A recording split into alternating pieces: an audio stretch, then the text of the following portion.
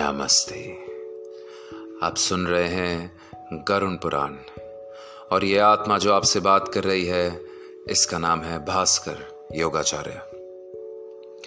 पिछले एपिसोड में हमने सुना अध्याय 7वां, 8वां और 9वां, जिसमें हमने जाना यमराज की नगरी का विवरण एवं पापों का विवरण जो नरक में ले जाते हैं। आज हम जानेंगे पापों की संज्ञा और पुनर्जन्म। अध्याय 10 पापों की संज्ञा और पुनर्जन्म। जो जैसे पाप करता है उसको कैसा पुनर्जन्म मिलता है उसकी व्याख्या यहां की जाएगी। गौ हत्या करने वाले का जन्म होता है कुबड़े के रूप में। स्त्री हत्या, पेट गिराना, बीमारियों से लिप्त होने का जन्म मिलता है। अवैध संबंध बनाने वाला अगले जन्म में हिजड़ा बनता है। दूसरों को दिए बिना मिठाई खाना, सूजी गर्दन से ग्रस्त, श्राद्ध में अशुद्ध पकवान खाना या पकाना, फलेरी, वेद शास्त्रों का विरोध, पीलिया, पुस्तक चुराना, अंधा, ब्राह्मण गौ को पैर मारना, लंगड़े का जन्म होता है। झूठ बोलना, हकलाना, जहर देना, पागल, खाना चुराना, चूहे का जन्म, सब्जी चुराना, मोर, धातु चुराना, गरीबी, नमक चुराना, चींटी, फल फूल पान चुराना, जंगली बंदर, जूते कपास चुराना, भेड़ बकरी, शिकार करना, किसाई के घर बकरी का जन्म, जहर पान करके मृत्यु, काला नाग, बगल में छुरी, मुंह में राम राम ब्राह्मण, सारस, मित्र को धोखा, गिद्ध, बिक्री में धोखा, उल्लू, माता पिता से झगड़ा, पेट में ही मर जाना, स्त्री जो सास ससुर को गाली दे, जोंक, जो धोखे से ब्राह्मण की संपत्ति हड़पते हैं उन्हें घोर नरक में जाना पड़ता है। जो दान पुण्य आदि नहीं करते वह गरीबी में जीते हैं। गरीबी में वह पाप कर्म करते हैं या कर्म उन्हें नरक में ले जाते हैं। फिर गरीब पैदा होता है और फिर पाप कर्म करते हैं। जो भी अच्छे बुरे कर्म होते हैं उन्हें भोगना पड़ता है। ना भोगे हुए कर्म लाखों वर्ष में भी नष्ट नहीं होते। स्पंदीकरण। जब मनुष्य मरने के बाद 1 वर्ष की महापथ की यात्रा करता है तो वह पुत्र पौत्र आदि द्वारा स्पंदीकरण हो जाने पर पितृलोक में चला जाता है। वर्ष के अंत में पितरी पिंडों के साथ प्रेत पिंड का मिलन हो जाने से वह प्रेत परम गति को प्राप्त करता है। ग्रस्त पिता की मृत्यु हो जाने पर यदि स्पंदीकरण श्राद्ध नहीं हुआ है तो किसी का विवाह संस्कार नहीं हो सकता। इसलिए द्वादश को ही पुत्र को स्पेंदीकरण कर देना चाहिए। यह करने के बाद भी 12 महीने तक पौंडोष श्राद्ध नियमानुसार करना चाहिए। मृतक का दाह संस्कार हो जाने के बाद एकादश, द्वादश, इन दोनों दिनों में प्रेत भोजन करता है। इन दोनों दिन जो कुछ भी प्राणी के निमित्त दिया जाता है उसे प्रेत शब्द के साथ दिया जाना चाहिए, क्योंकि वह मृतक के लिए आनंददायक होता है। स्पंदीकरण कर देने के बाद भी जो भी दान दिया जाता है वह नाम गोत्र करके पितरी निमित्त करना चाहिए।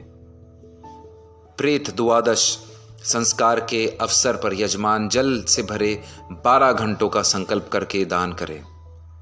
पकवान और फल से परिपूर्ण एक वेधरनी विशेष प्रकार का जलपात्र भगवान विष्णु, यमराज, चित्रगुप्त का संकल्प करके सुयोग ब्राह्मण को प्रदान करे।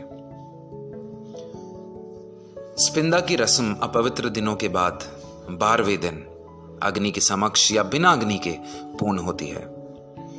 विधि नहा धोकर मृत वाले स्थान को गोबर से पोतकर स्थापित देवों की मूर्तियों के चरण धोकर पितरों को लाई अर्पण करके पुत्र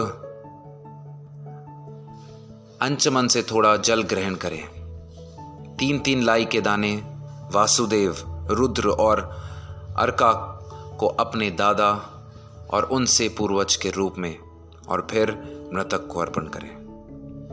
सभी को संदल चटनी, तुलसी पत्ते, धूप, सुगंधित वस्तुओं, उपहार आदि से पूजा करें। मृतक को दी हुई श्रद्धांजलि को एक सोने की सलाख से 3 भागों में बांटकर एक एक भाग दूसरे से अच्छी प्रकार मिला दें।